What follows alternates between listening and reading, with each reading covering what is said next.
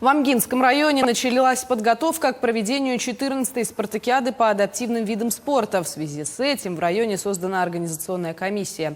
Также комиссия под председательством замминистра по физической культуре и спорту Якутии Гаврилом Махначевским осмотрела спортивные объекты и объекты размещения. Всего на адаптивных играх планируется присутствие 2000 гостей и участников. Спортивные соревнования будут проводиться на объектах, которые были построены к 7-м спортивным играм в Амгинском, Чепчелганском и Битюньском наслегах.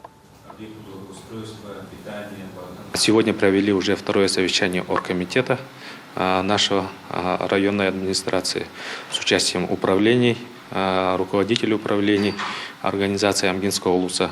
Наметили конкретные планы, цели и, соответственно, будем их сейчас воплощать в жизнь. Хотелось бы отметить, что такое масштабное мероприятие по адаптивным видам спорта будет проводиться практически впервые у нас в Амгинском улусе. И, соответственно, с этим такие большие амбициозные цели перед собой поставили и уверены, что их добьемся.